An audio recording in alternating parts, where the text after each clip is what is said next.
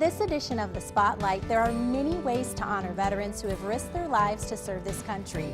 Find out how a group of Benson JROTC students are saluting those military men and women. Plus, they're eager and cheerful when it comes to lending a helping hand. See how Saddlebrook and Standing Bear elementary kids are giving back to the less fortunate. And he's a former South High Packer. How city leaders are honoring Marlin the Magician.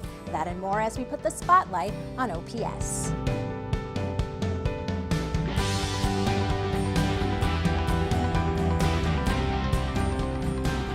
Hi, I'm Dara Newsom with the Omaha Public Schools Office of District Communications. Thank you for joining us for this first edition of The Spotlight, where we bring you a look at all the exciting things happening around the district. Benson JROTC students take great pride when they have the opportunity to honor all military servicemen and women on Veterans Day. Every year they travel to businesses throughout the city of Omaha to honor employees. Here's their special presentation at the Lincoln Financial Group. Forward! March! For the fourth year in a row, the Benson JROTC joins the Lincoln Financial Group on Veterans Day. My father was in the military, and every time I see military, it just brings it back home.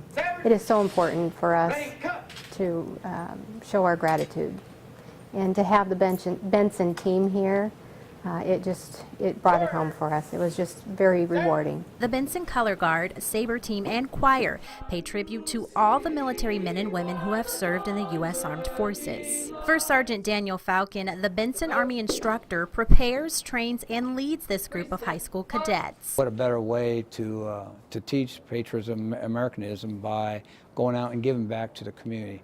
Through patriotic music and the presentation of flags to employees at the Lincoln Financial Group, the words "Thank you for your service" are quietly spoken to each veteran. And to see them, my cadets out there, standing up and honoring them, it's really rewarding. Real touching. Falcon, a teacher for 16 years, is also a veteran. He served in the military for 24 years and survived 3 war zones. That feeling inside, I think it's stronger on Veterans Day. The hearing of taps, you know, I've got soldiers throughout my career that died in combat. Now Falcon is taking his experience and passing along important values onto students like Sabrina Carmichael. I personally love doing this. I felt completely like I was giving back at least a little bit, my share. My grandfather, my grandfather's dad, so many people in my family have served, and I just felt like it was really honoring them and everyone else.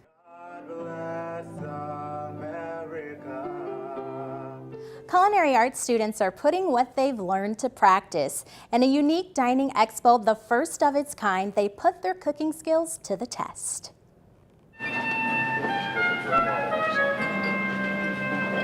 As the melodic tunes of jazz music play, Career Center chefs host their very first executive dining experience. I've been to a lot of high schools, and I've never seen anything as impressive as this. A special invitation brought out more than a dozen members in the community, including Metro Community College and staff at Omaha Public Schools. Today's serving consisted of a layered cucumber salad, stuffed mushroom baluvette. The entrees consisted of a pan-seared chicken breast, potato lyonnaise, and braised bok choy that was served with garnish of shiitake mushrooms and a pan sauce. You're responsible for everything that happens and doesn't happen on that table. Under the direction of Chef Berthevia Berry, these Career Center students showcase their cooking skills, seasoning and serving every meal to perfection. I made the seared salmon over a toasted bread with a side of tater sauce. I used a garlic, onion, and capers, and then you just cut those up and pound the garlic out, and then you pan fry it with all the salmon. This French little appetizer here is to die for. Like Omaha Central senior Jamie, each student has a dish or a role they must fulfill. It's a learning experience. It's so much fun. Like, I come every day. I'm like, well, I want to come today. And the last anticipated item on the menu, the European invasion. The dessert was awesome. You all want to give them a round of applause for the great job that they did. Thank you all, and we look forward to you coming on the second dining experience, and that will be the second semester. OPS kids are learning the importance of giving back to the community. Just in time for the holiday season, Saddlebrook and Standing Bear Elementary collect food and clothing items for families in need. So they picked up from all the classrooms and we're weighing it, and for every 40 pounds, we consider that a full box, and they have a competition to see how many boxes they can collect. 24 pounds. Top 3 classes get a popcorn party. It's mostly about the poor people for like Thanksgiving and Christmas if they don't have a lot of food that they don't have, so it's really fun helping them.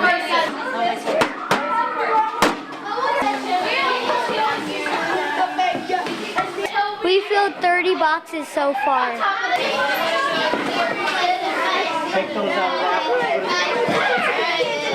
We have cans and like food that can be cooked up, and we have like vegetables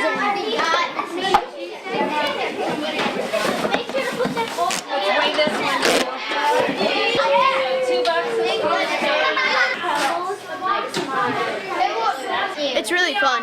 Kids, being able to bring in the food, that is just a lot more meaningful, and they get involved in it, and, counting and weighing and all that stuff has an impact on them.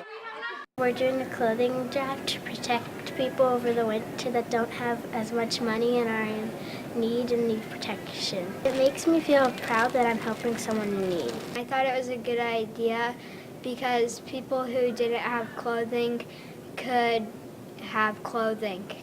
This is our first time doing a clothing drive for the Open Door Mission. Student Council sponsors, we just thought this would be a great idea. And we kind of chose Open Door Mission because there's a variety of people, so we have a variety of clothing here from adults to, to children too. The Saddlebrook Elementary students collected more than 1,000 pounds of food. Standing Bear donated more than 1,000 pounds of clothes to those in need. And McMillan Magnet Center students are taking what they've learned in the classroom into the community. In a unique program, 8th grade students showcase their architect skills. Cut at the top and the side all the way through, and the other side just halfway. Yeah, our idea was to have the kids work with hands-on materials, applied mathematics, and to build models. We are involved in the SAME competition every year, and one of the requirements for the SAME competition is to have them build a physical model. Mr. Mayberger is our green architecture teacher, and he thought of an idea to get kids into the real world setting to work on projects. We wrote a grant for $140,000 and we were granted $125,000. That allowed us to utilize the space for 2 full years. We also were able to supply it with any materials that Mr. Mayberger needed. All of our shelving, all of our fixtures were donated by Logier Corporation. I think it's great for our kids to actually be out in the community. We have a lot of kids from the neighborhood that never have been into a building like this, never seen businesses at work, and here they all are working, engaged, and learning. It's a house. We have to make a 2-bedroom house, 1 furniture, a kitchen, a 1 bathroom. First, you have to measure your walls, and then you have to cut them out. And then you have to start making your doors and your windows. It's applied mathematics, so they have to learn about measurement, they have to learn about how to cut things, they have to learn about handling materials, handling knives. I put in the insulation and I glued the parts together and everything. I was working on the glue gun and he cut out this back part and then I glued them together. So I was kind of like the gluer and then he was like the cutter and stuff like that. Our students love to be here. They come in and are excited. It's extremely hands-on. They are fully engaged the entire hour and a half that they're here. They know that it's an opportunity that's unique to them. They're the only ones in the district right now who have this opportunity. So it's been really great. We're very, very proud of them. No matter what grade level you're in at King Science Magnet Center, biology takes on a whole new meaning. See what I found when I recently walked into the classroom. This is the 8th year that Creighton University has come to King Science to teach about the human body. They've come in and they have 4 different stations that the 5th graders are rotating around to learn about the human body. So we're just gonna rotate now. So the heart, we're gonna go to the eyes. Eyes, you guys are gonna go to the lungs over here, and lungs, you're gonna go to the bones, and bones, you guys will go to the heart. This is technically a 7th grade content, but it kind of gets them comfortable with kind of the basics of it. So once they get to 7th grade, they're a little bit more familiar with some of the basic terms and concepts involved with those different body parts. OPS is made up of a diverse population of students. At Lewis and Clark Middle School, kids who speak English as a second language are getting a first-hand look at Nebraska prairie life. Through the eyes of 11 Lewis and Clark Middle School students, the beauty of tall grasses and wildflowers are captured in one snap.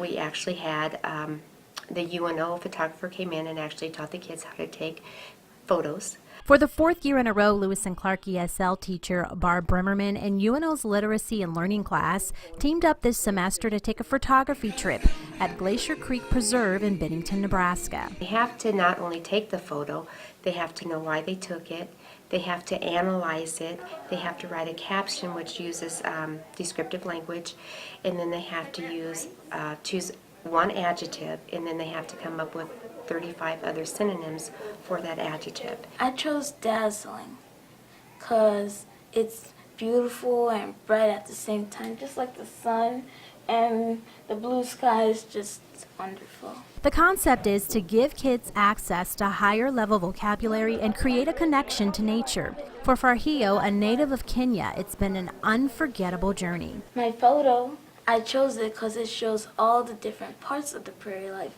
As you can see over there, it's like dead grass, and there's tall grass, and there's also a tree, like there's trees in prairie life and short grass. In a class presentation, the students share what they found. Then, in a gallery walk, the public gets a glimpse of the Nebraska prairies through the eyes of international students. While every student is considered a winner, by popular vote, 5 photographs are chosen as top favorites. The City of Omaha is honoring a former Packer who's helped break the barrier with minority athletes. Marlon Briscoe was the first black starting quarterback in the National Football League. In honor of his accomplishments, a street near South High School now bears his name. The Career Center's Ariana was there for the official unveiling.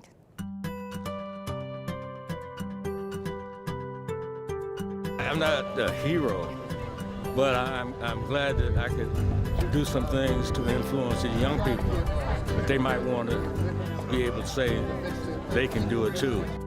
Growing up on the south side, everybody heard about Marlon Briscoe. He's a few years older than me, but more than just being a great athlete, we knew he was a hard worker, he was a teammate, a team man, I should say, a team player, represented his family well, and was someone we just looked up to. Words can't say enough how I feel about this day. I mean, you know, he could run the fastest, he could jump the highest, he could throw the ball the farthest. You know, he was a neighborhood hero. It's just a mind-boggling experience for me.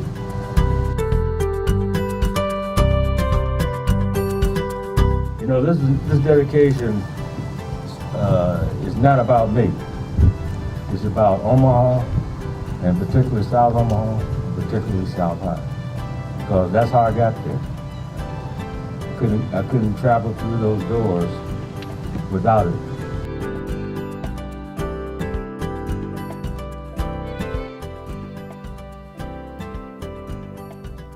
Marlon can do it all. Marlon, the magician. Briscoe.